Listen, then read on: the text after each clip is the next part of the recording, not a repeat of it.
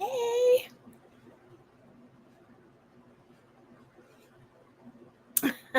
Still trying to figure this all out. It's been a while, okay? How y'all doing? It's been a long time. I'm trying to put myself out into the world a little more. I feel it's time. I feel the calling. I can't help it. I have to respond. Anyway, new location. I'm here in Hornell, New York. My name is Claire Elizabeth Elliott, as you can see on the screen. And this is my new office. And isn't it pretty in pink? Yeah, I had to come on here because overnight I discovered that my genetic daughter, Paris Jackson, got engaged. And here it is, July 10th, 2025. I had no idea. And she got engaged last year, right? She announced it on December 6th, which happens not only to be her fiance's birthday, but also the birthday of Debbie Rowe, who gave birth to her. I really think it is wonderful that Paris honors her birth mother, but I guess it kind of hurts my feelings that she's allowed Debbie to bully her into, and I'm sorry, that's my interpretation. That's just my opinion. And maybe they have a really special friendship and there's no bullying going on. I just know that Debbie Rowe has bullied me. That's all I know.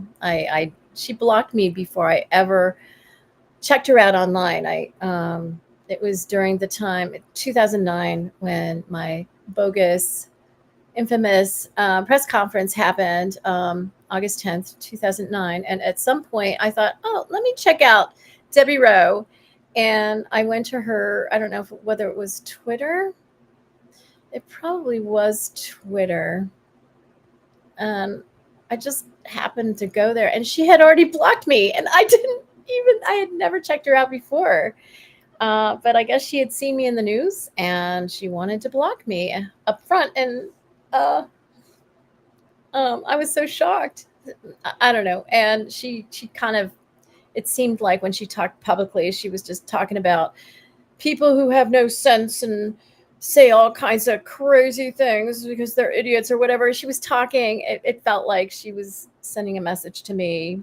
She obviously had seen my press conference and didn't appreciate it because I claim to be the biological mother of all 3 Jackson children, right? That was the whole reason they surprised me with that press conference on August 10th, 2009. And let's go and check it out. I haven't pulled it up, but let me go and do that right now, just so you know what I'm talking about. And then we'll get into what I want to talk about. I'm Claire Elizabeth with a Z Jackson. That's what it's listed under. All right.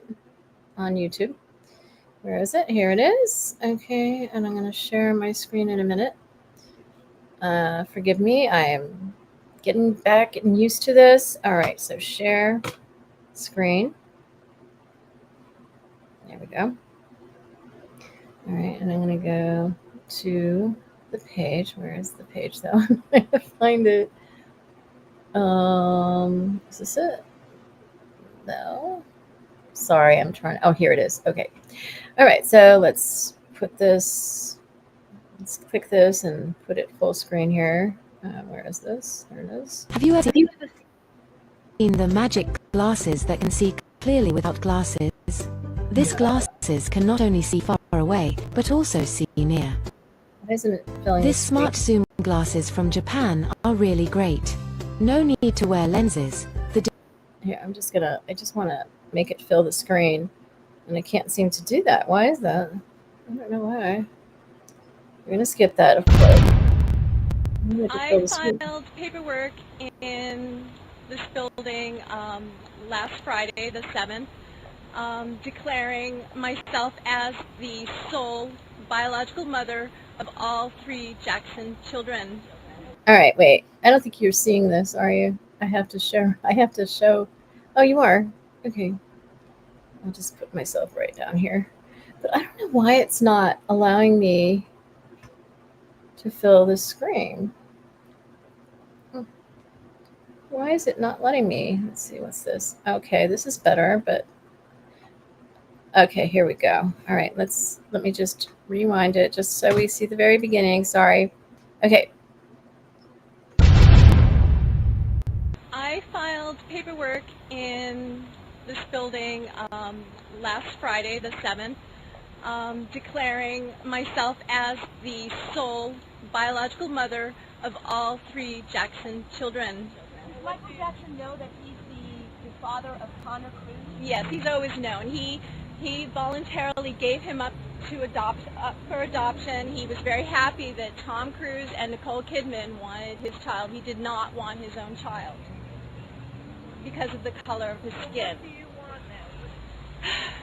Michael Jackson is not the biological father of those 3 children.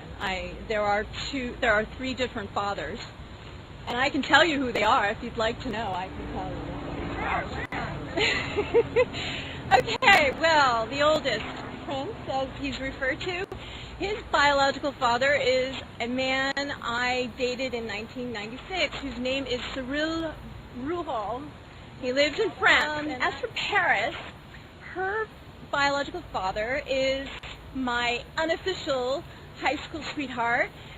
His name is Julian Bleecker, and I did not marry them for 9 months. I did not donate eggs, no. How did they get born? Surrogate mothers gave birth to them. So Surrogate. how Connor is Michael Jackson's biological kid? He's my biological kid too, and If you can donate the eggs and can deliver the babies, in what ways can you be the mother of any of these children? I conceived them in my body, and they were safely removed from my body. There is technology that is in existence.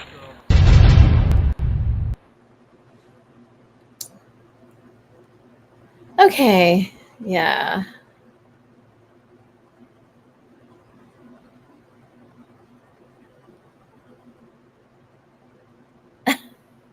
TMZ was so proud to break that story. It was one of their first stories. Okay, yeah, I know it was Michael Jackson. They broke the story on, and and I was part of the Michael Jackson thing, but I just remember I had hardly ever heard of TMZ before, and then they're the ones that break the story on Claire back then. Let's get this off. Let's get that TMZ off the screen. And where am I? Yeah, here I am. So that was me. At the time, I had nothing to lose. I really thought it was my moment. I just laugh about it now. TMZ made me look ridiculous. They made me seem like I was crazy because it's top secret. Okay. It's not releasable. It's not publicly releasable information that I was sharing with or attempting to share with the public. So they had to make me look ridiculous and crazy. This is how our government keeps their top secrets secret or top secret. And I'm one of them. And I was told that I would be declassified 30 years from 1994. I'm not going to get too much into detail here. I'm just going to summarize the situation so everybody can understand. And I thought that was supposed to happen last year because, 30 years from 1994 is 2024, right? And I went through a lot of stages up until 2024, because they told me different things at different times. It took all the entire summer of 1994 for the government to negotiate with the FBI and all agencies. I mean, I don't know, government, they're all governmental agencies, for all of them to fight it out and come up with a plan. And I guess I understood the plan to be 30 years. In September, my FBI special agent, Ross Dryblood, informed me I did the best I could. He had originally fought for 20 years, and then it was 25, and then it was 28, and it was 28 for a long time because I was age 28 in 1994, and that was how I was going to remember it. But it ended up to be 30 years, and he was really sad that he did the best he could. He told me, but that's what it's going to be, 30 years. And I just took that to mean 2024. And, I didn't remember anything for the longest time. It's only been in recent years that I've been able to remember all this stuff. And, 2020, I've had a lot of, because they told me 20 years, 28, 20, 30, whatever. I went through all of this over the years thinking that was the year, and it never has been. Every date that I had in my mind that I remembered came and went, including 2024. I was able to finally remember I was classified on September. I mean, what am I saying? September, July 28th. No, what am I saying? That's so funny. Somebody I know, their birthday is September 28th, but that's not what I'm talking about right now. So I won't get into that. I'm talking about July 23rd, okay, in 1975. That's when I was classified by being, it was Larry Shaw who tricked me into signing all these documents, labeling me a threat to national security, which made me top secret. And I believe I was told that I was up for reclassification in around the time of the murders in 1994. And which, but I took that to mean I was expiring that year, but that was only 19 years later. If you think about it, it's hard to believe that was only 19 years later. Because I was just a little kid. I was 9 years old in 1975 when he classified me this way. I was home alone, kind of like Macaulay Culkin, and when he came to my house to do this to me and ruin my life. But my people who protect me, FBI, everybody, they wanted him to do this because there was no other way to protect me and my money, because they didn't want my parents to know all this, the assets I had. And this was the only way they could do it, by tricking Larry into committing a crime against me and humanity. I mean, I know I'm being melodramatic, but that's how it feels in my life. Okay. Um, so anyway, I'm going to sum this up really fast. I'm not going to get too deeply into this. And so, I wrote a book last year. I finally, I was told we were, in 1994, Ross and I were discussing what day it should be. And he didn't think it should be the day of the murders because that was a really negative day, June 12th.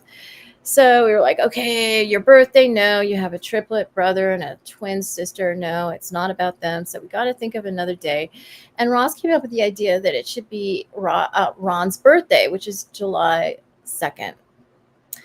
And I agreed. Yeah, that's a nice, it's not too, he was saying it was not too far, not too much after the murders. And it would be a good day. It's positive. It's not, it's not that long after the murders. And it would be a good day. And I agreed.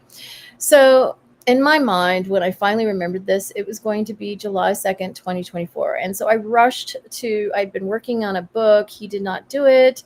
Ron Goldman's Top Secret Widow finally sets the record straight. That's the name of my book. And, you can get it. You can pre-order it on Amazon. The first edition is no longer in print or available, but you can pre-order my second edition, which is going to be even better because a lot has happened and I need to update everything. Anyway,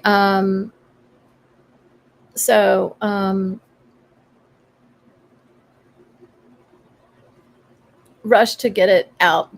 I had changed the pre-order date, so I couldn't do a pre-order. I had to get it out in time for July 2nd, and I did last year. And, of course, nothing really happened. It wasn't time. And then July 23rd came and went, and I was just so devastated and upset. And I had just gone through a lot of deaths in the family. I mean, just one after another. I'd gone through so much. And then, we went through a move. We moved from Augusta, Georgia, all the way up here to Hornell, New York. And, I've been kind of busy and occupied. But yeah, it was a grave disappointment, because I was promised the 30 years, and I was promised. Ross made me a promise, and I trust Ross with my whole heart. But what I didn't realize is because my classification date was July 23rd, a declassification would have to happen after that date. And that would mean really 31 years. So here we are 31 years later, and I believe I'm about to be declassified. Now, I got all ready for July 2nd, just in case, that was the date I was given. And I actually put up my book order in time, made a video in time, came and went July 2nd. So next order of business is waiting for July 23rd. And what do you know? Bryan Kohberger he flabbergasted us on July 2nd. He had a hearing on July 2nd. I guess that's confirmation. I am connected to Bryan Kohberger. He is the true killer. I know he's supposed to be only 30 years old, but he is a disguise of David Craig, who is my ex-boyfriend, who is the true killer of my brand new husband, Ron Goldman. And he's sitting in a jail cell and has been sitting in that jail cell since, I guess, late December of 2022, soon after the murders in Idaho. I gave the police tips, and I had no idea he was wearing a disguise and using another identity. Had no idea until they announced who they had in custody, and I looked at him, and I'm like, oh my goodness, I can tell. I know David anywhere. And I can tell. And, he has been known to wear disguises. He works for the government. He's CIA. Yeah. Hitman for the CIA, like my father, Dennis Wayne Elliott. He's Dean. No, my husband is Dean Wayne Boyd. And David is David Wayne Craig. It's hard to get that all straight. But, yeah, they're all related. They surround me with my relatives. That's the way the CIA is, with lineages like mine. Anyway, he's actually, he was born in 1954, so he's actually 71 years old underneath that 30-year-old mask. 30-year-old boy mask. And he does this with his hands. He displayed his hands in one video. You can see how old my hands look. you can tell that, the hands do not match the face. They look a little more ragged uh, than a 30-year-old or 28-year-old, the 30-year-old or 28-year-old hands. Does this? You've seen this view in, this picture in the courtroom, and he was displaying his hands. So you can see it doesn't match. Even the skin tone doesn't match. David is blonde, blue-eyed, and has fair skin. And Bryan Kohberger is more olive complected, or at least a little more so than David is. And you can see that the hands are a little paler, reddish pale in comparison. He did that to. I was talking about him on YouTube, and he finally did something for me to, I got him to smile once. You see that picture of him walking into the courtroom. If you could, if you go down on my page here, Claire Speaks Life, you can see The Truth Heals, I believe, or maybe it's The Zodiac Killer's Daughter. I think it's actually that one. I have a few shorts on there making a joke about him and Taylor, and I just had a lot of fun at that time, and I stopped doing it because I was taking care of. I'm getting too into details here, but anyway, that's what happened on June 30th when I was making my video.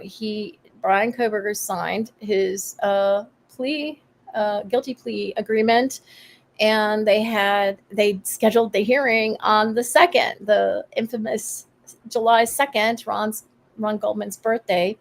And I was flabbergasted to watch Bryan, aka David Craig, so boldly and courageously plead guilty to everything. I couldn't even believe my ears or my eyes. It was unbelievable. And I really appreciate Bryan doing that. I know that the Gonsalveses are very disappointed and upset, but I believe that there's much more to come. I do believe that this is being done so that David can reveal his true identity and take responsibility for everything he has done. He's a serial killer, and there's a part of him who wants to take credit. And as a Buddhist, and he's a Nichiren Buddhist, and he chanted doing all of his crimes, and that's why he got away with it for so long. I mean, not that that's a good thing, and I think he understands that now and wants to fess up because he knows he's getting older. He had a major stroke in 2009, just before that infamous press conference of mine. It was right before, the time of the murders. I mean, the anniversary of the murders. And he could have died. And this is why he's all vegan now, because I guess that was the lifestyle change he made, so he would not have another stroke. And he is quite a bit thinner than he ever was before.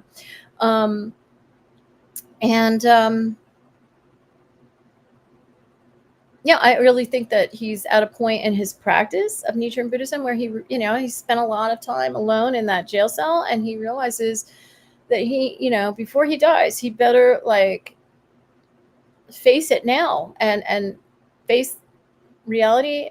The truth heals. And I think I got through to him. The truth heals.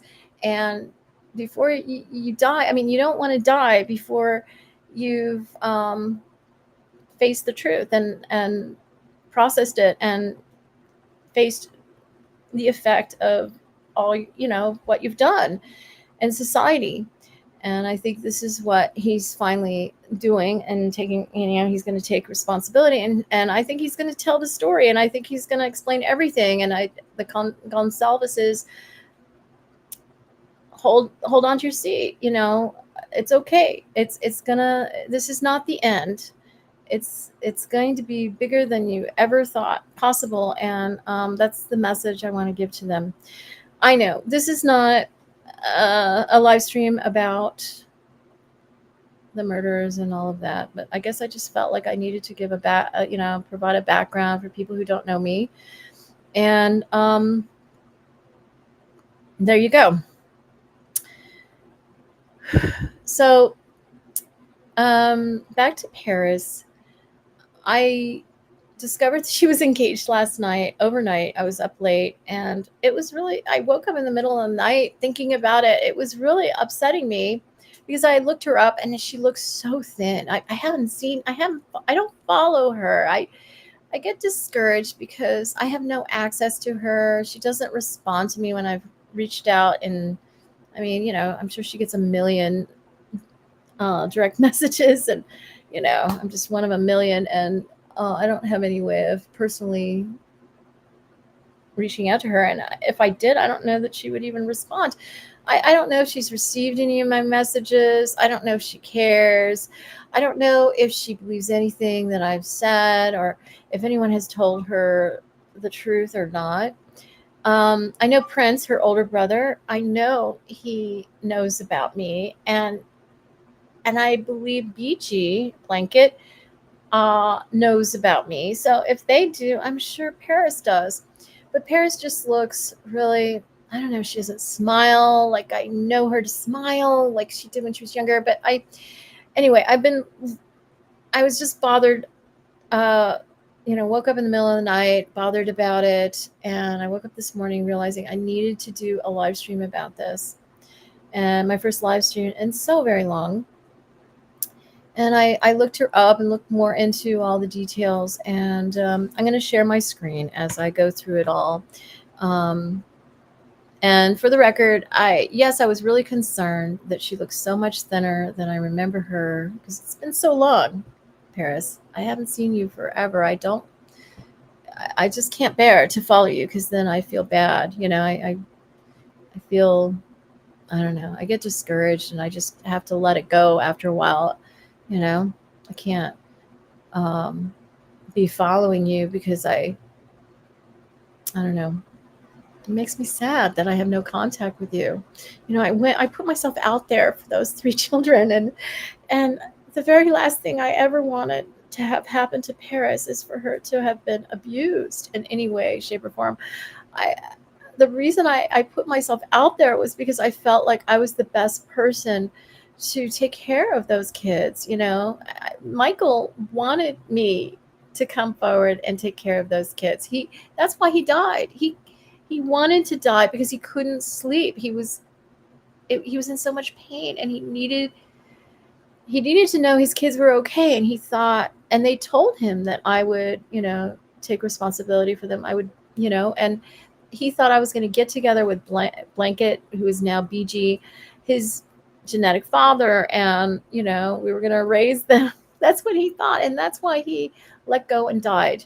And he didn't, and he was told that he was much more valuable dead than alive, that he was struggling to pay bills, is what I understand, and at the end of his life, and the way to make the most money was to die. And he was just not happy. It wasn't that he didn't love his children. He just was not in a good place anymore. And that's why he died, because he thought I would, pick up where he left off, and he knew I would be a good mother. And that's why I put myself out there, knowing this. And my worst nightmare happened. The grandparents took them, became their guardian, Catherine Jackson, and I bet it was Joe Jackson who made a move that was very inappropriate. And I'm glad. I mean, it sounds like they didn't have a choice. They had to send her away to a boarding school to protect her. I guess the government, for Child Protective Services, forced the issue. I thought it was maybe Catherine's idea, and that's why Paris was so devoted to her grandma, but I don't think so. It sounds like they really didn't have a choice, and that makes me really sad. And it makes me very sad that Paris has had went through some self-harming behavior, and developed addictions to alcohol and heroin. And that's what I see when I look at her. She's so thin. I worried when I first saw her for the first time in so long now. I worried about drugs, and heroin in particular. And what do you know? Let me share my screen. Um,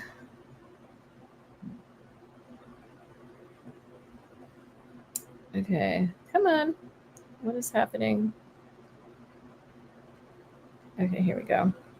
Share.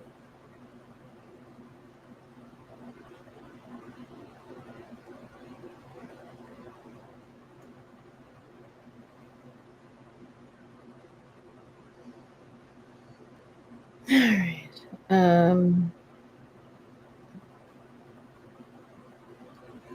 I'll put myself right here.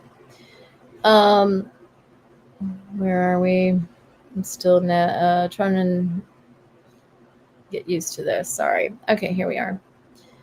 All right. So let's get rid of this. Paris Jackson reveals secret heroin addiction on 5-year sober anniversary. Thankful would be a poor euphemism. I notice she uses very sophisticated language.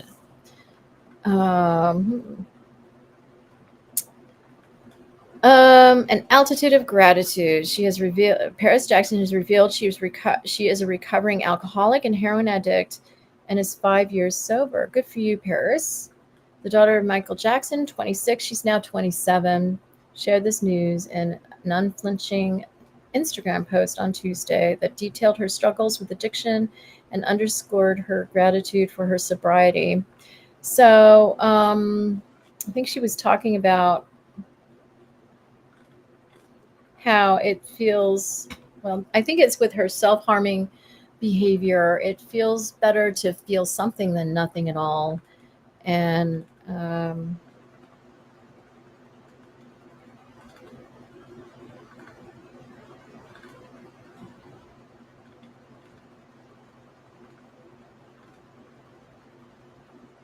yeah, I'm just trying to see. I guess that's with the article about her self-harming. It's better to feel something, pain, than to feel nothing at all. And that makes me really sad that she feels that way. And this is her fiance. He's very cute. I can see why she really likes him. But I'm so concerned. 20 years your senior, Paris. Oh my goodness. It's like you're marrying a father figure. I know he's a very youthful. I thought he was your age. He's very youthful looking. Let me show you some photos. I mean, I'm sure all of you have.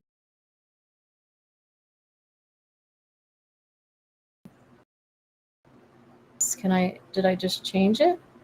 Let me just double check that you can. I think you can see it. You can, right? I'm just going back to make sure. Yes. No, you're not seeing it. Okay. See, this is good for me to figure this out. Okay, so I'm still over here, even though I switched. Okay, so I have to switch. Sorry. Let me go back and let me switch the share here. Everything kind of takes a moment. Stop. I'm going to stop this, and then I'm going to share something new.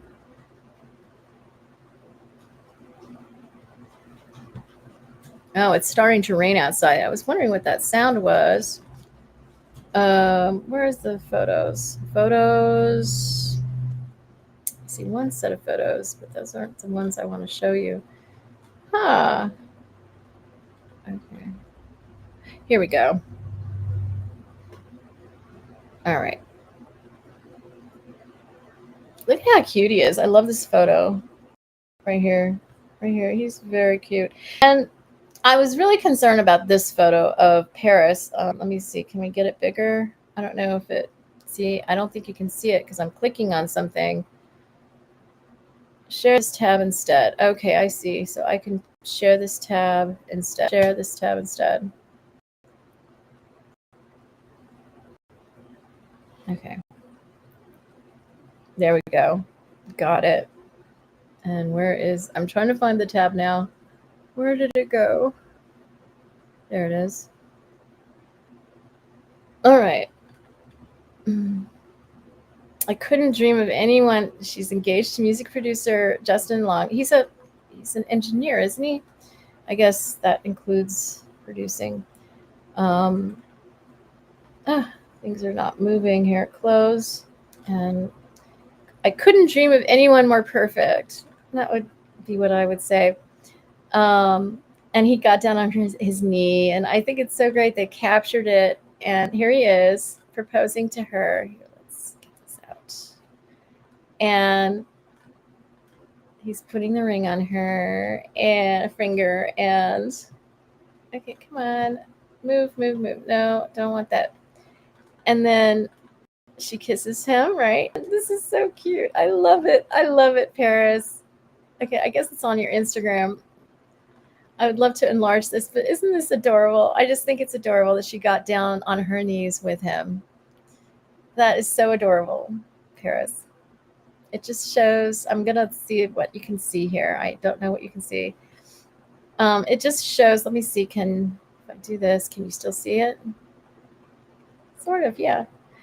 It just shows me your sincerity, and you're very sincere, loving person who truly appreciates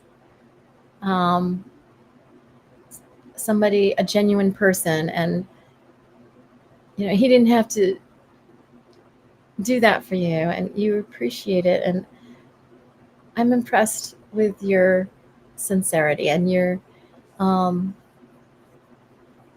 appreciation for what is genuine and thoughtful, romantic and adorable. All right, let me go back to the page so I can scroll through it. I'm trying to find it. Where is it? There it is. Okay, hold on. And I guess I should have made myself smaller. Sorry. Let me go back and make myself smaller. Here we go. Okay.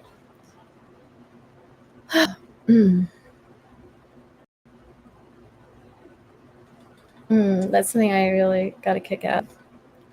And look at how cute he is. And I swear I thought he was like her age. He looks so good for 47. She's 27 and he's 47. 20 years difference. And of course, he's a business and marketing major, or was, in Indiana. I wonder if he went to the same school as my stepmother. Yeah, business and marketing. And then he switched to engineering and producing music. Can't help but think that he has business in mind by marrying you, Paris. I know. I mean, it seems like he's really sincere. He seems like he looks like a good guy, and he seems like he's very enamored with you. And I'm very happy for you, Paris. I didn't expect you to get engaged at this age. I know you're already 27. I can't even believe it. 27 already. I was 28 when I got engaged to Ron, and I was 19 when I got married the first time. So, I mean, yeah, I don't recommend anyone getting married at 19. 27, that's getting to be about right. I mean, I understand people possibly want to have a family, and women, it's probably good to start thinking about having a family towards the end of your 20s. Of course, nowadays there's technology available, and there are so many other options. And young women shouldn't feel pressured to have babies too soon. It's very important for young women to have a very strong identity, very strong self-identity, and to develop a career of some sort, which is part of a woman's self-identity. It's very important that a woman's identity is not wrapped up in a man all the time. I certainly struggled with that when I was young. I mean, my whole life was outside myself, with boys and men. And, I never developed a career as the result. Of course, I was so busy healing as well, from all the trauma that was done to me. So I didn't have the opportunity that Paris has had. And I really do admire. I mean, when I was a young girl, when I was her age, I'll say, she's not a young girl anymore. I can't really say she is. But when I was younger, around her age or younger, I dreamt of having the career she has today. Let's see. Let's do another sharing. Let's see what else we have to share here. Let's look at her.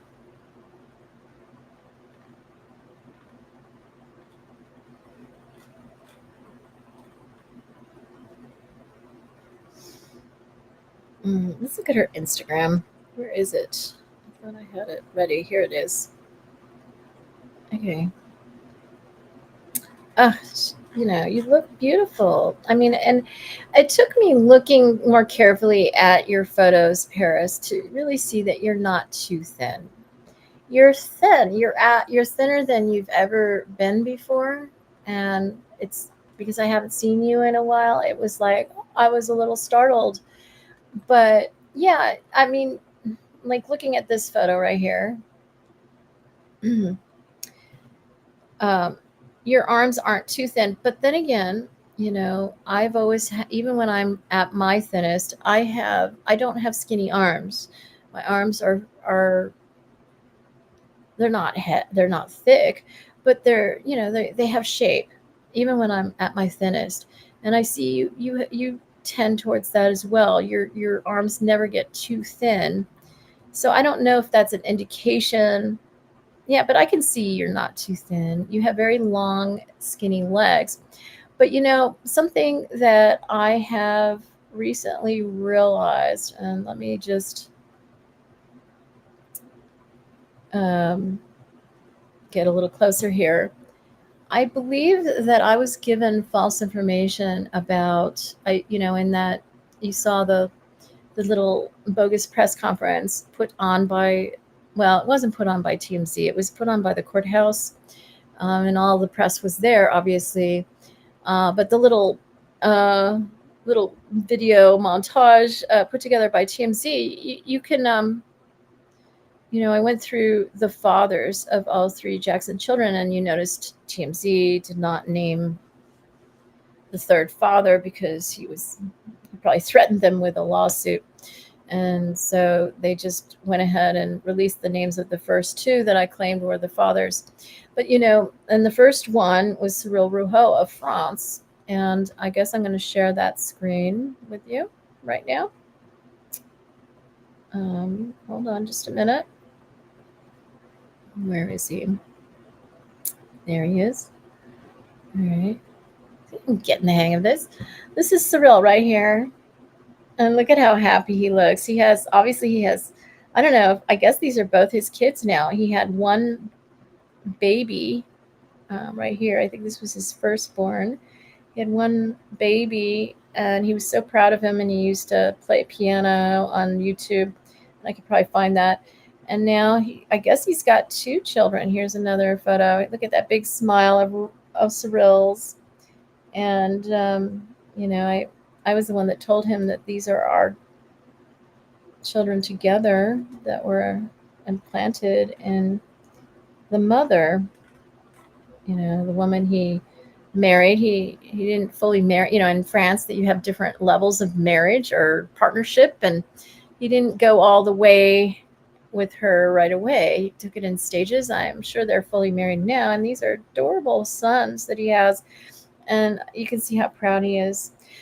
You can't see any resemblance, of course. Paris doesn't look like Cyril, but Cyril has an older sister who is very tall and thin, like Paris now is. Very skinny, thin, like Paris at this point. And the resemblance is uncanny. I don't know that I can find a photo. She has brown eyes, not blue eyes like Paris. Very tall, skinny.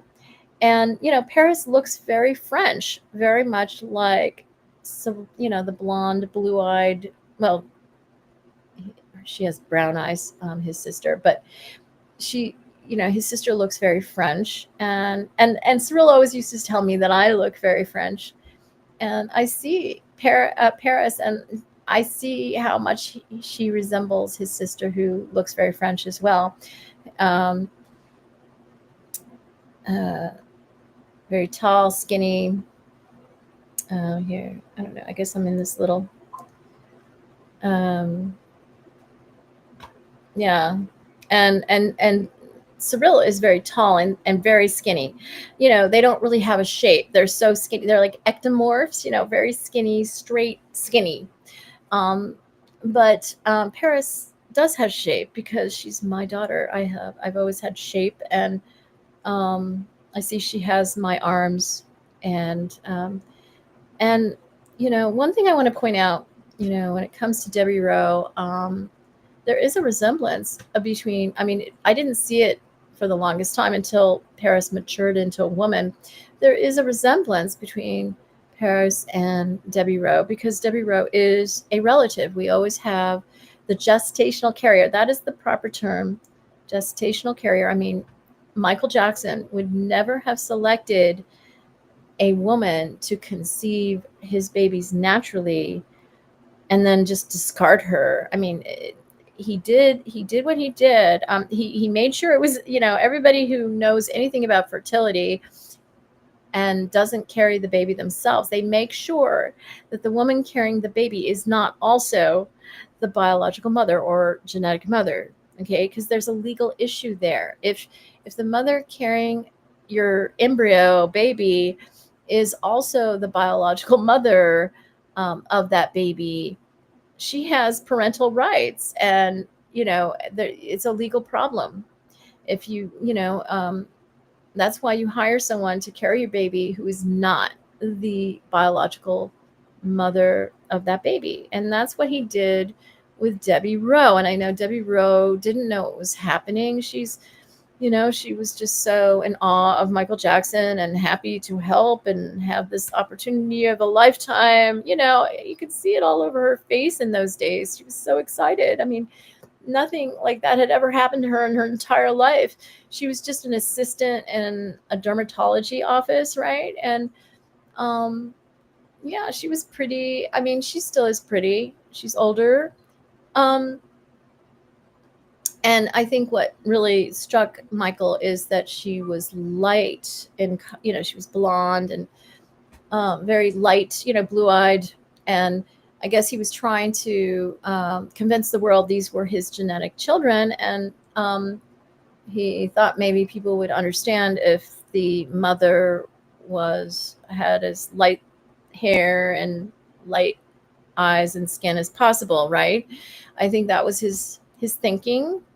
But believe me, a powerful person like Michael Jackson would never have put all, given the woman who gave birth to his children all the cards, okay, so to speak. Like, I guess that's the way Trump puts it. Because she would hold all the cards, right? You don't do that when you're a powerful person. A powerful person wants to be in control. So yeah, he married her to make sure. Because he couldn't, I guess maybe in those days, they didn't really talk about gestational carriers. It wasn't as common as it is now. And so he married her just to make sure, he was in control. And they probably had an NDA, right? And she signed what he needed her to sign, and she didn't have any parental rights. And then he dies, and then I guess things changed because she was the only publicly known parent of the 3 Jackson children. She gave birth to 2 of them. I mean, the first 2, Prince and Paris. Let me take Cyril off the screen here. I'll stop sharing.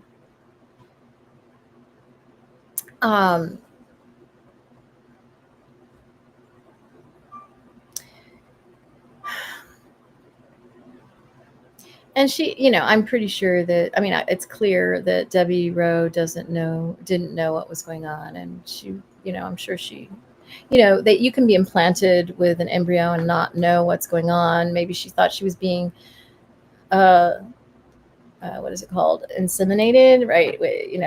Like her eggs were being, they probably told her, because I don't believe there were many gestational carriers. I don't believe they implanted embryos all that much in the years when Paris and all the children were implanted. So they had to make up some cover story and make the mother think she was conceiving naturally. I don't know, with Michael's sperm. And I know that was the story he disseminated publicly, that it was with his sperm. And no, these are not, I mean, I know that they don't want to do a DNA test. They don't want to know because there's a lot of money on the line. And but they were his children. So there's no issue with, I mean, who cares if he's your genetic father? Okay, now I want to share my screen again. I want to just show Paris, and she's seen these photos. Everyone has.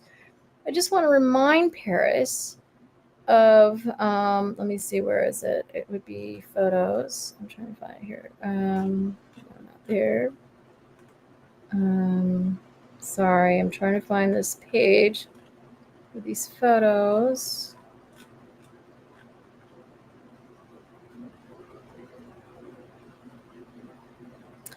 Oh, I can't find them.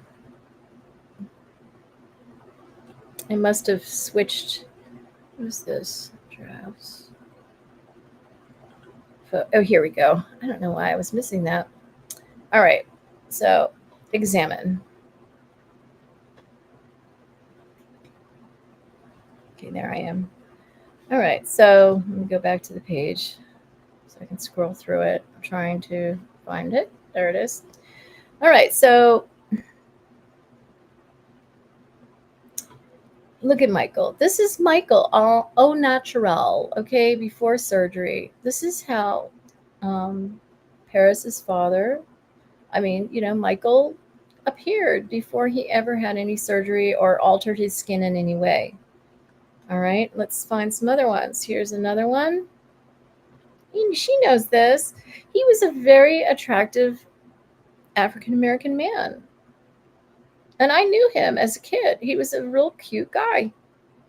But he was just really, really obsessed. His father, Joe Jackson, made fun of his nose and, made him feel insecure. But he was, every young person is very conscientious about, I've been really sensitive about my nose too.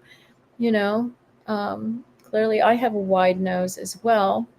Let's see. I'm just trying to find some other good photos you can see here.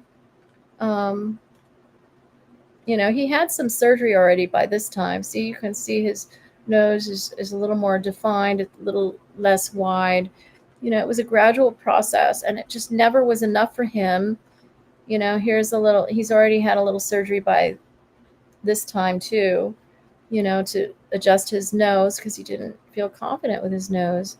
Here, I think this is his natural nose here. And look at how cute he is. He's adorable. He didn't need any surgery. Look at how beautiful he is. He's a very attractive African-American man. But he was just very insecure.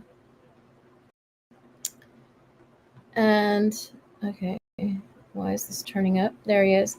See, he doesn't look happy. Yeah, I don't know when this was. I think this is as he was developing a little bit. This is when his afro is really big. So it's early days. And as he grew up a little bit, as his face developed, his nose didn't dominate the face as much, but it still wasn't good enough for Michael, and he couldn't stop, Okay, what about this one? There, this is his natural nose. He's adorable. Very attractive man. Adorable man. This is his natural look. Look at how adorable he is. It's just sad that he didn't see how adorable he himself was. I don't know what this is over here. They're talking about. He didn't. I don't believe. I'm sure Paris. I don't know what Paris knows or thinks or whatever, but I know that he did not have any kind of skin disease. He had his skin bleached. That's what I believe the dermatologist was doing. I was informed of this, so I know. And he had his skin lightened, as you can see. Here's another gorgeous picture of him. He didn't. He just had a little. Here's a little baby picture. It's so cute. Oh, he's so adorable. Why did he do this to himself? Insecurity. But okay, I'm going through these photos to remind Paris of how her father looked. Sometimes I feel like Paris, here's Paris, is trying to look like Michael Jackson sometimes. I swear you notice the similarity between,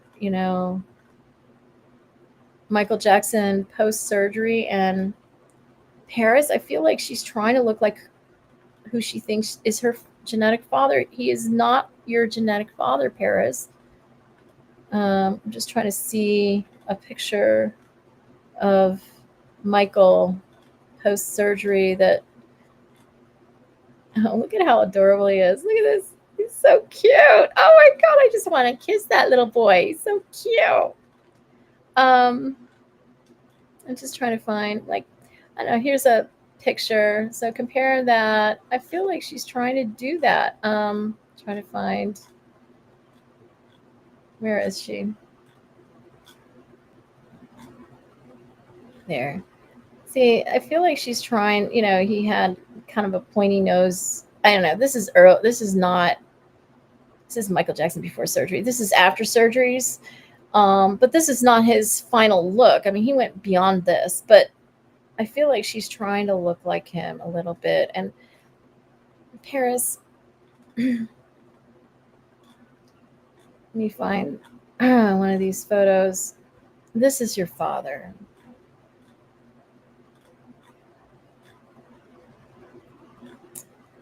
Where are they? This guy on the left is your father. This guy, no, that's not your father. That's not what he looked like. He made himself look that way. This is your father, okay? This is your father. And he's gorgeous. He is. Look at him. That is your father. You do not resemble your father because he is not your genetic father. Okay? It doesn't mean he's not your father. Look at how beautiful he is. It just means that he wanted my children. Because why? Because I am him.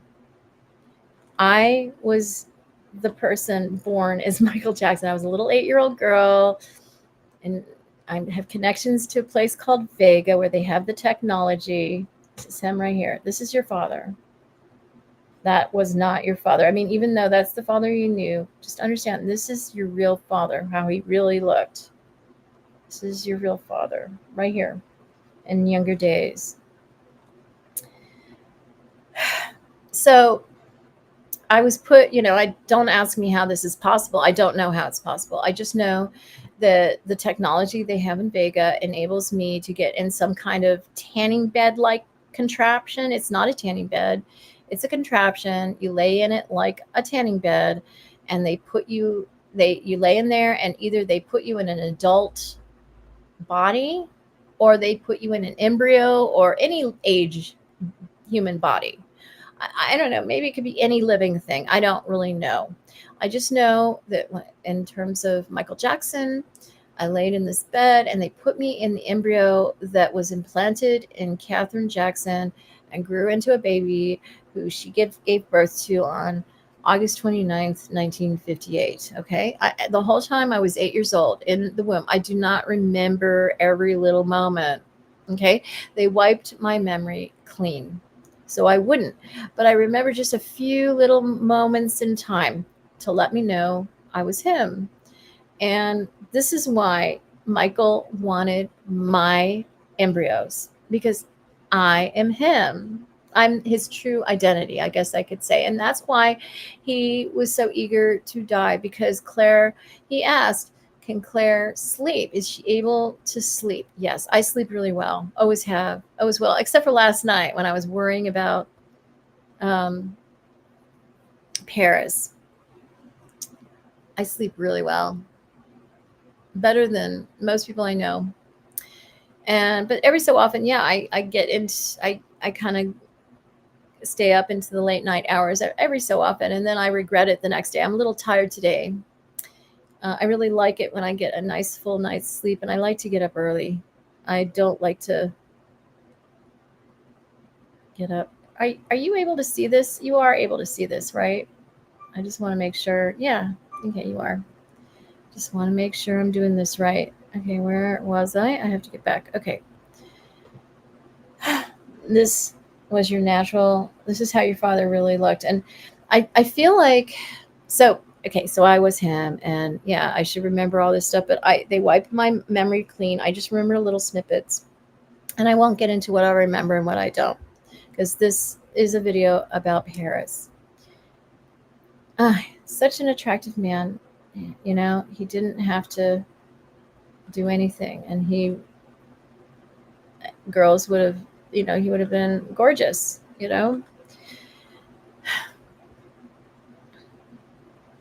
So as an 8-year-old little girl inside Michael Jackson, I was really upset that they put me. I didn't know who he was. I was a poor boy, and I don't know where he was. It Gary, Indiana? Did he grow up there? I don't remember where he grew up. Just a poor black boy in a big family. And I didn't know why they put me in this body. I was really upset because life was tough, and I had, I guess, an abusive father, Joe Jackson, who whipped me, and I do remember a little snippet of that. And I hated him. And there's one little snippet I'll say. I remember hanging outside with all the other kids on the block. It's a predominantly black neighborhood, and I'm hanging out with the guys, and some music comes over the radio or something, and we're all dancing, and they're like, "Oh, you can dance, Michael," and I'm like, and I'm like, "Yeah," and then they say, "Oh, because you're black, that's why you can dance, because you're black," and I'm like, and I remember as Michael, I'm like, I'm not really black, uh, and I'm this little 8-year-old girl inside this black boy, and who grows up into a black man. But I was a boy when we started rehearsing and becoming the Jackson 5 and all that stuff. Yeah, the whole time I was 8. The whole time it's like my 8-year-old psyche inside him, watching everything. Even when I'm a baby, I'm 8. When I'm 40, I don't know how he was 50 when he died. When I was 50, I was 8 inside. Okay. And so when I was with these young boys, and believe me, Paris and everybody, Michael was inappropriate with those boys. It's terrible that nobody wants to believe them, that they are telling their true story. And it was wrong. At the time, it was probably one of the first adult bodies I was put in, because as an 8-year-old girl inside, I didn't really comprehend that I had a responsibility being in an adult male body. I was 8, and I was a girl. I was an 8-year-old white girl inside Michael Jackson, and I really liked these boys, and I think I told them, especially Macaulay Culkin, I told him I'm a girl. This is what I look. I don't know if I don't know. And so you're not with I'm a girl, and he wanted to be with a girl, and so I don't know. That's probably why he protects Michael and his memory, because he knew that Michael truly did believe that he was me, and maybe he believes it too, and didn't believe that there was anything wrong with that. It's kind of a mind trip, but yes, there was something wrong with it. An 8-year-old white girl inside an adult male body has a responsibility. Nobody went over that with me, and I didn't really think of it that way at the time. And so I just, I did what I did, and it was wrong. And I was a P-O-P,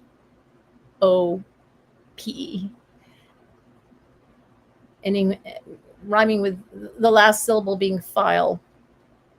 I was.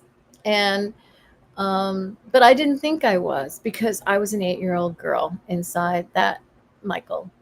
And so when he was at the end of his life, and he couldn't sleep, and he was in pain, and he couldn't pay his bills, there were people who talked him into dying and allowing me to take over. And he really did think he was doing something, a really good thing for his children, for himself. He'd be out of pain. Claire could sleep. She would take good care of his children. It's, his children deserve their mother. he'd make more money dead than alive, all of these things. And this is why he made the decision to die. And it wasn't Conrad. The doctor was irresponsible, uh, administering such a heavy duty drug in a home setting. I mean, that I understand that's just totally irresponsible. And yeah, I mean, he did need to take responsibility on some level. And that's why he was set up the way he was, because he was wrong as a doctor to do that to Michael. But he didn't intentionally kill Michael, and that's something I want Prince, Paris, and Bigi to understand. He was an irresponsible doctor who was making a lot of money doing what he shouldn't have done, and he needed to take responsibility for that, but he did not intentionally kill Michael. Michael wanted to die, and it was somebody else who assisted him when the doctor was out of the room. This is something I know. I witnessed it. I saw it. I was shown the tapes, so to speak. So I just want them to be comforted by that. And when I came forward, I came forward to take responsibility for all you 3 children. So you would, I could protect you from the fate that Michael went through growing up. I mean, it was only going to go bad being in the Jackson family. And I know that you enjoy a lot of fame and fortune and lots of money, lots of attention.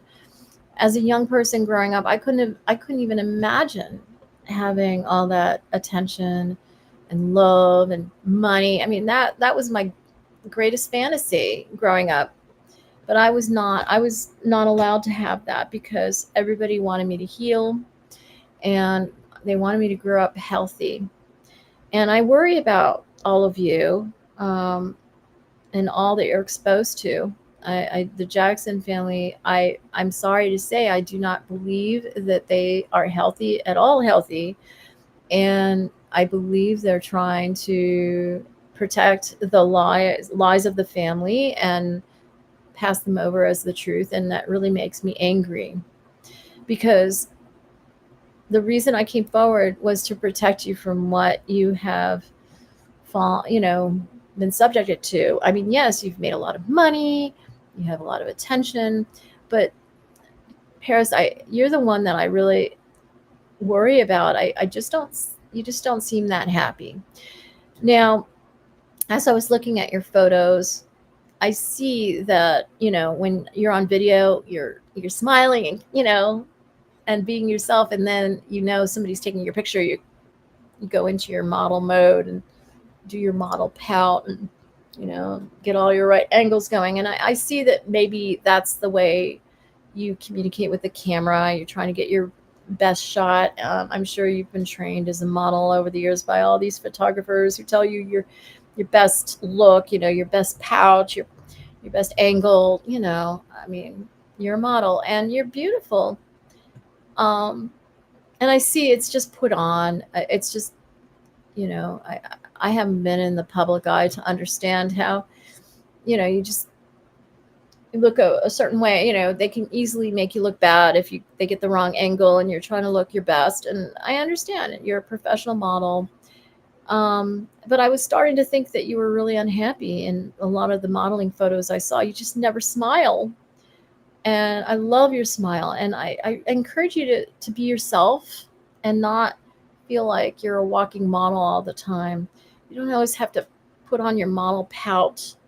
You can be a person. You can be a human being. You're not a model. You're not a mannequin. You're a human being first. And I see that human being come out a lot in your candid shots, and I'm happy to see that. I just don't let people control you and tell you, I don't know, how you should be. I'm also worried, about the drugs. I hope you are 5 years sober and clean. I'm very proud of you if you are. I was very fortunate to not ever develop those kinds of addictions, but I was born to a mother who was injected with heroin when I was in utero, and my twin and my triplet brother did not turn out healthy as the result. I was the only healthy, normal baby at birth. And they continued injecting me with heroin after I was born until my mother became pregnant with my younger brother, Mark. Well, actually, it wasn't my brother, Mark. It was my genetic brother, Greg. She became pregnant with. Mark was carried by their mother, my twin, and my full brother, Greg, were raised by a relative, not my mother and father. And their mother carried my brother, they implanted her with my brother, and then they swapped the babies at the hospital. And it took a couple of weeks because my mother was made to wait in the hospital for, back then women stayed in the hospital for a week when they gave birth, but my mother was forced to stay in the hospital for 2 weeks while they waited for my brother to be mature enough to induce labor and have him be born prematurely so they could swap the babies. And my mother would bring my brother Mark home instead of Greg. Greg was a bigger baby. And as soon as my mother got pregnant with him, they stopped the heroin. And we both went through withdrawal symptoms. And I remember remembering all this and not understanding why they would ever inject a baby with heroin like her mother. It was just it was every Friday, and I called it Freaky Friday, every Freaky Friday. And, we wrote a child book about that. But now as time has gone on, I realized, I was born a heroin addict. So I guess they had to keep injecting me. And when my mother became pregnant with Greg, they cut her off cold turkey and me off too. And I went through withdrawal symptoms with my mother. And they had to cut me off sometime. And I guess the best time was, they didn't want to expose the second baby to heroin because both my twin and my triplet brother didn't turn out well. They were very sick when they were young. They're still not normal now, but they've normalized since then. But they really struggled when they were babies, when they were newborns and later. And they didn't know if my triplet brother would ever survive. But they were going to give my twin our full brother to grow up with because she didn't do well without me. So, and I had to grow up with my brother Mark, who is actually my genetic son. I know, it's really crazy what they did. My genetic son with my father, Dennis Elliott, and I think another person. He has more than one father. I have I don't know how many fathers, so many. But Paris and Prince and Bigi have one father and one mother. I conceived all of them within my body, and then they safely removed all of them as embryos to freeze them and safely implant a gestational carrier, is what it's called, a GC, at a later date. And that's what Michael Jackson hired. He married the first gestational carrier to make sure he had total control, because in those days they couldn't really disclose all the details, right? And that's why Debbie Rowe doesn't really know what happened, because it was top secret. And but to make sure he had control, he married her. It wasn't a romantic marriage at all. He just wanted his children, and then they got a divorce. She did it, and he did cast her aside, and it was never a romantic true marriage. It was just for the purpose of him being in control of his children, because he couldn't give birth to them himself, so he had her do it. And then the second woman, I have no idea who she is, but clearly that one went a little, he didn't marry her, and that was probably better. And she just did her job, and maybe she was told it wasn't her baby and she was just a vessel.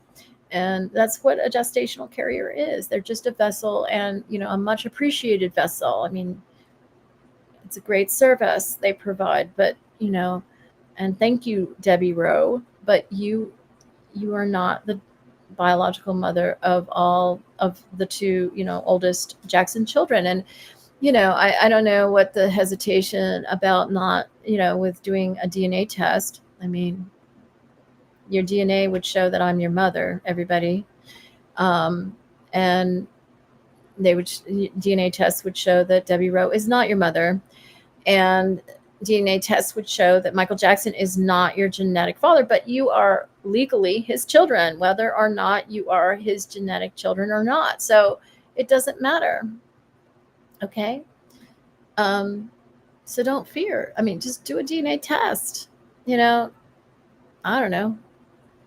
You can get DNA from somebody without them knowing it, and to prove for yourself that Debbie Rowe is not your genetic mother. And I really resent how rude she has been towards me. And I understand I understand she's just defensive, insecure. It was her dream in life to get married to Michael Jackson and have his children, I'm sure. And I'm like I'm popping her little bubble, and and she wants to believe that she doesn't want to believe what I'm saying. She wants to believe I'm some random person trying to get attention. And that's fine. I mean, she can believe that, but pretty soon it's going to be public knowledge. And yeah, I thought it was going to be public knowledge in 2009. How wrong I was.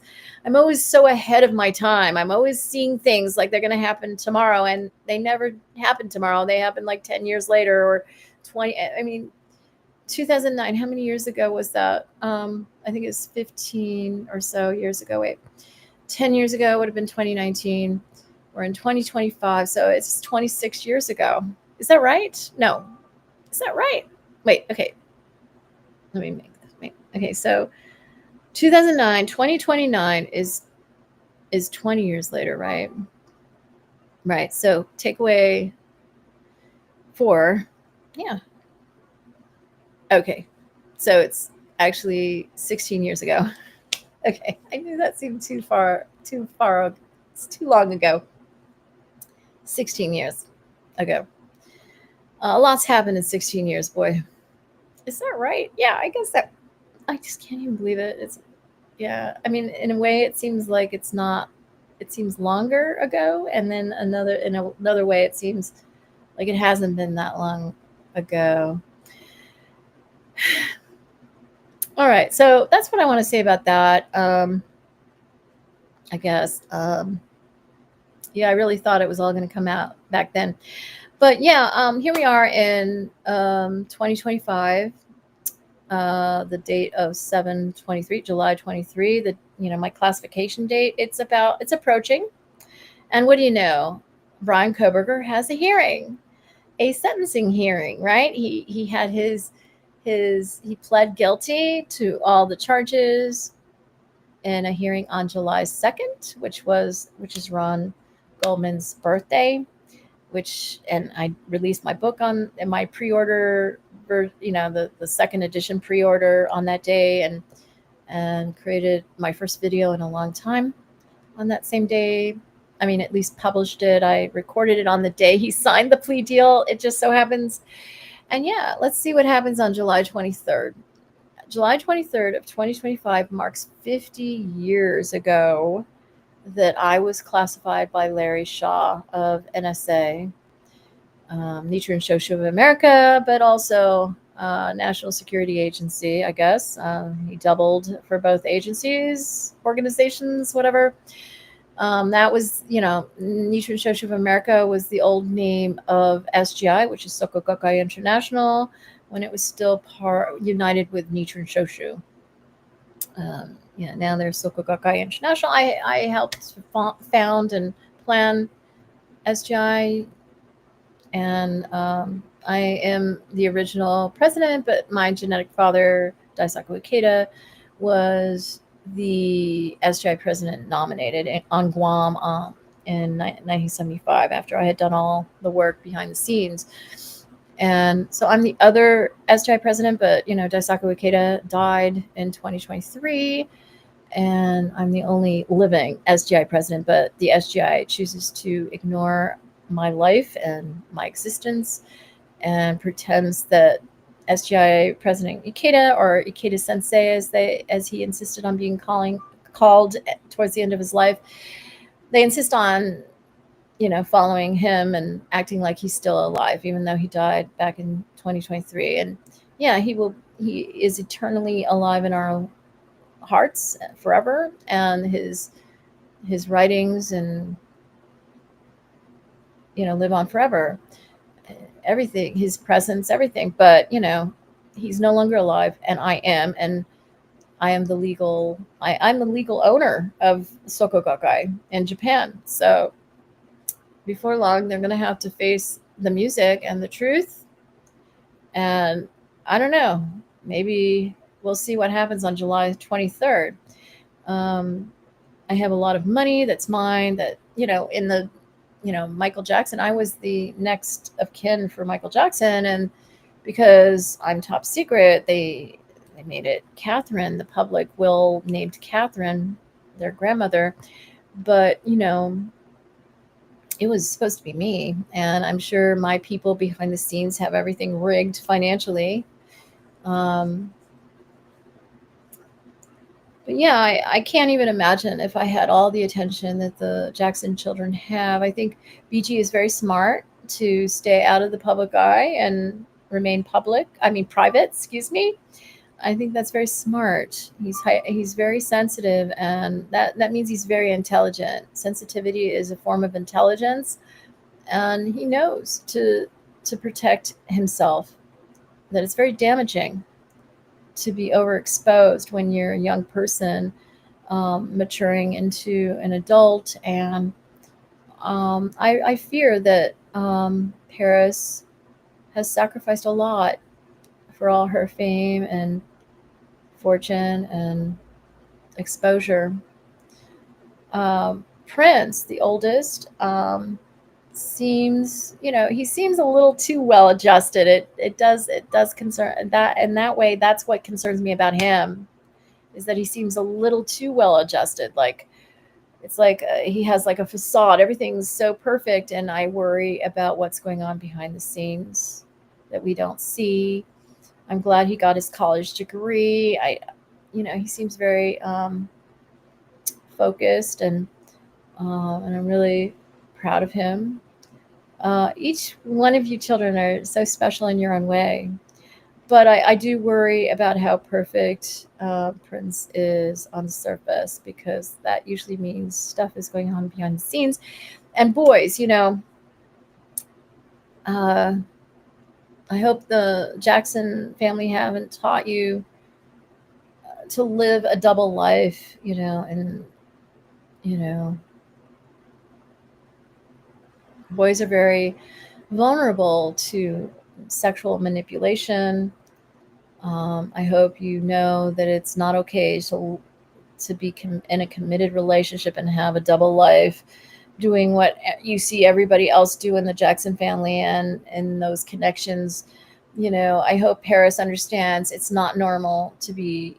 I'm glad she's clean and sober. It's not normal to be doing substances and partying and living life like that. That is not healthy. That is not normal. And, being casual with your intimacy is not normal. You need to have boundaries, especially when you're a young, beautiful woman like you, Paris.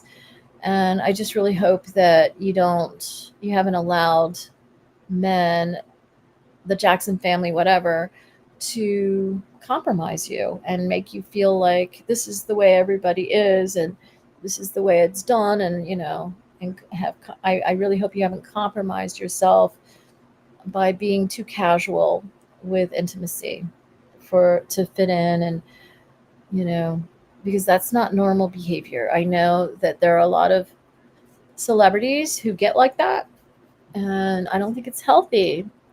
That's why so many celebrities have trouble and aren't healthy and struggle. And, I think it's a real challenge to be. Now that I'm older, I see. When I was younger, and even now, I still want to be in the public eye. But believe me, once I'm in the public eye, whenever the hell that happens, I think that I will be very protective of myself and need a separation from the public. a lot of the time in order to remain healthy and feel good and protect my family. I want so much to be in the public eye today so I can be myself and get credit. I mean, just, as a human being, when you've lived your whole life giving, giving, giving, giving, giving, it's just nice to receive acknowledgement. That's all I want. I think that once I get attention, I think that finally, for even a part of what I've done and achieved, I think I'll be kind of embarrassed of all the attention and want to kind of hide away from it and only come out sometimes. I am very private. I don't realize how private I am until it happens to me, and I see how much privacy I've lost with being in the public eye. I know I'm going to miss these days I've suffered through. I'm 59 years old, going on 60. And I don't know if you can imagine, Paris and Prince and Bigi, if you can imagine not existing, not having a public standing. Can you imagine that for almost the first 60 years of your life? I mean, you can't even imagine it. You've always been in the public eye for your, a lot of your childhood. You wore masks, so nobody recognized you. So you had a little of that. And so you understand, like, there was a time when you could walk down the street and nobody knew who you were, right? But didn't you long for everybody to know who you were? And then when finally, when your father died and you finally were able to take the masks off. I mean, you didn't take them off before he died, right? It took him dying for you to take off your masks, and you got all this attention and support and it really helped, right, in a certain way.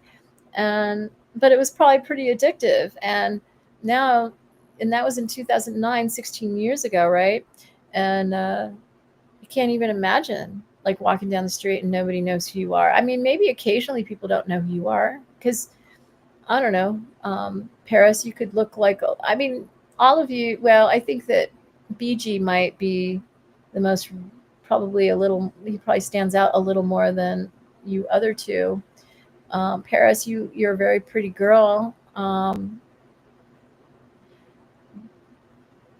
But there are a lot of really pretty girls that look like models, right? And so I don't think you stand out as much as maybe Bigi. Bigi is very distinctive in appearance. I'm thinking about Prince. He's, he looks like a lot of guys, right? I don't think he's as distinctive in appearance. So maybe you blend in sometimes and people don't recognize you, right? If you're not in LA or somewhere, you're just walking around somewhere else, people don't always recognize you, right? Can you imagine if your whole life, you're never recognized, nobody ever knows who you are. By the time you reach 60, it's going to, it would be a suffering probably. I don't know. Maybe I'm thinking it might be. I mean, it is for me,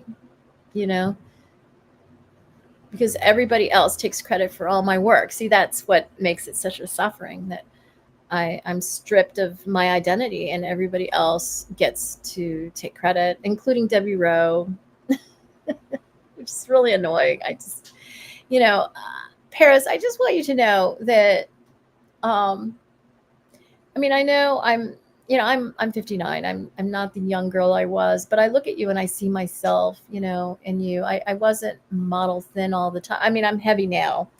It's been about, I don't know, when I reached menopause, when I was menopausal, and that, like, you saw me in 2009, that was 16 years ago. It was, I wasn't at my thinnest at that time either. I was kind of medium thin, very, getting closer to obesity.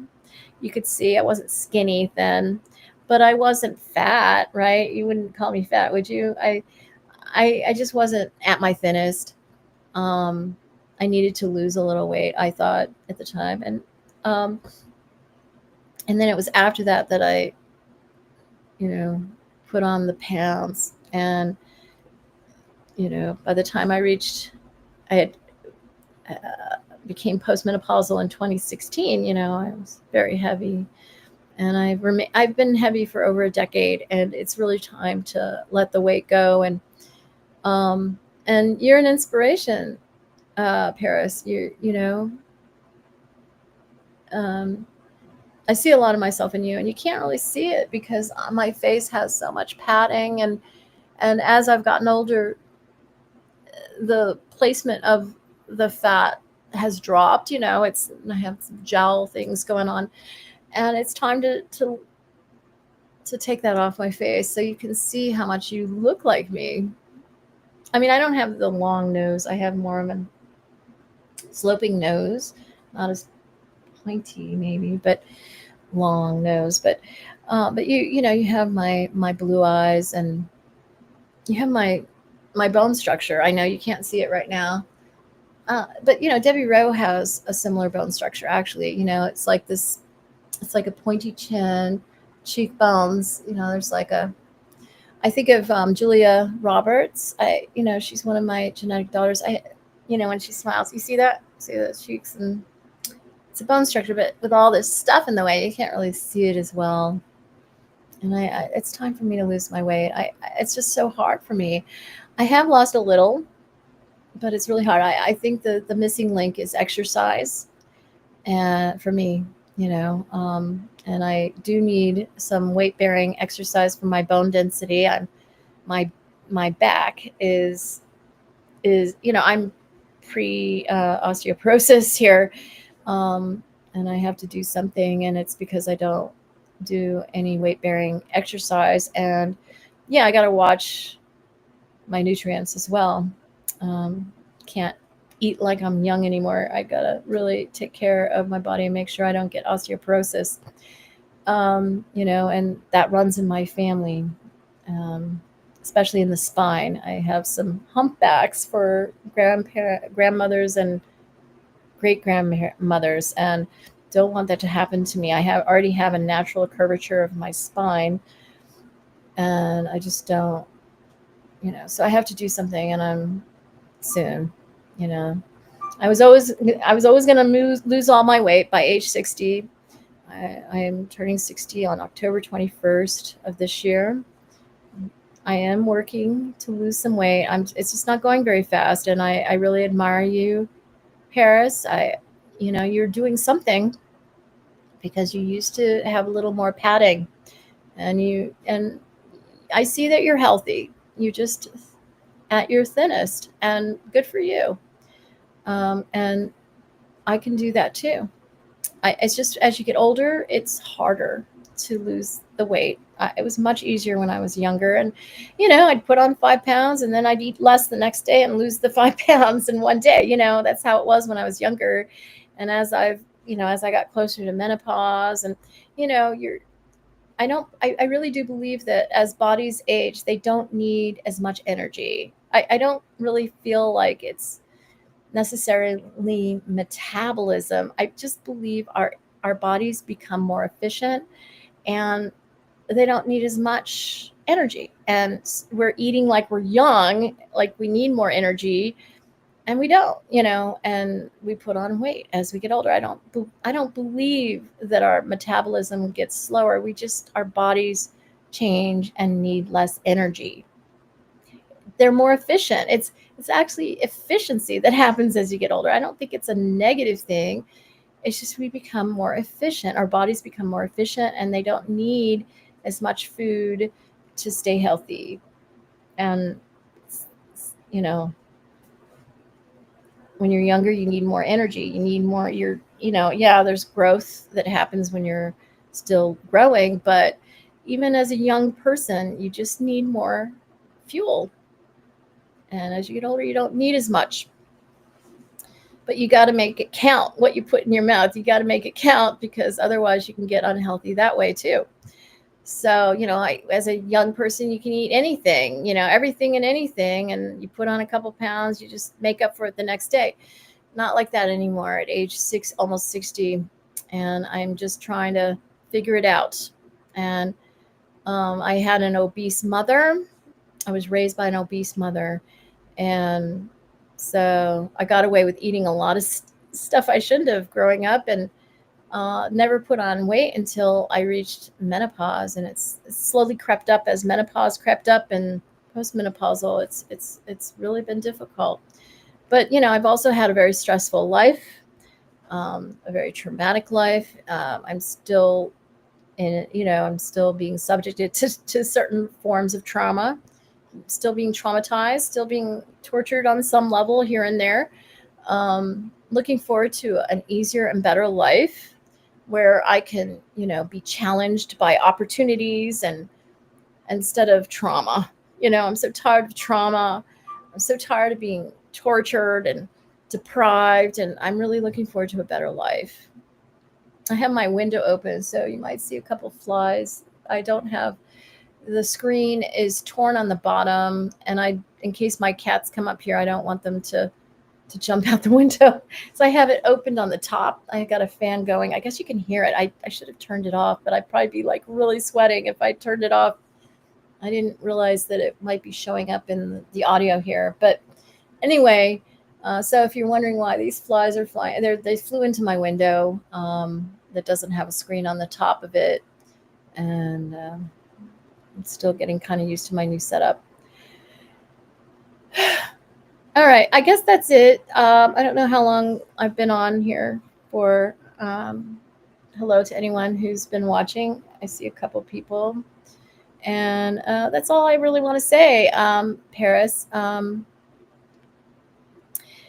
don't know if you're going to wait for me with your wedding. You're having a wedding soon, and you're not announcing the date. I've heard of some people, because you said that you had an astrologer choose your wedding date, and people have been kind of guessing what that date might be, looking at your signs and your husband to be sign, and what would be the best dates for you. And I've heard like in the fall somewhere is a good day or good days for you. So I don't know. I'm hoping that by the time this happens, that I'm declassified and you can acknowledge me, and the news is out that I'm your true genetic mother. It doesn't mean Debbie Rowe is not your mother. She is. I want Debbie Rowe to know that she gave birth. I didn't. I just carried the embryos for each of the children for 1 month total. And then they were frozen. And then you were implanted with them, and you carried them for probably 9 months, right? And you went through the trouble of giving birth to them and taking care of them after they were born. And you were with Michael, taking care of them for a time. So I honor you, and you should be honored. Thank you for what you did, and you are forever both Prince's and Paris's birth mother, but I'm their genetic mother, and I deserve my place in the situation, and that's all I'm asking for.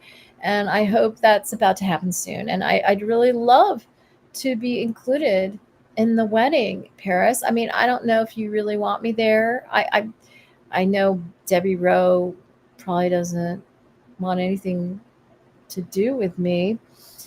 And maybe you want to please her, and you're good friends with her, and she comes first because you don't know me. You just kind of ignore me. I've reached out to you, and you have ignored me. And that's why I haven't followed you, because it hurts. And I know you're not trying to hurt anybody, but you're not at liberty to talk with me, I guess. I really, I know you've got a lot at stake. You're part of a famous family, and there's a lot at stake. And I understand it's complicated, and you're a young person. It must be really overwhelming in some ways. But hopefully I'll see you soon. And I'd really like to, I mean, if you want me there, I would love to be there at your wedding. And congratulations. I am concerned that he's 20 years older, but he's really cute. Clearly he's in the same business as you are, and he's probably really excited to be marrying Michael Jackson's daughter, Paris. I trust your judgment, but 20 years older than you, that's like your father or something. It's like, I guess, yeah, your father died, and it works for you. It's a pretty big, huge age gap. He's older than Macaulay Culkin, your godfather.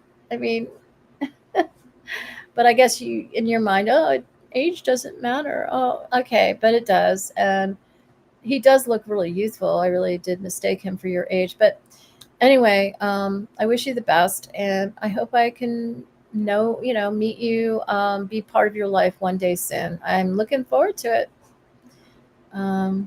Okay, I guess that's it. I don't know what else to say, but I had to make this, I had to do this today. Thank you for watching. If you enjoyed spending this time with me, I'd really appreciate a thumbs up, and please subscribe if you haven't. It really will help me. I have much more coming, and I'm excited. I don't know what has come over me, but something has, and I'm enjoying creating content for the first time in years. So thank you for being a part of it. Have a good one.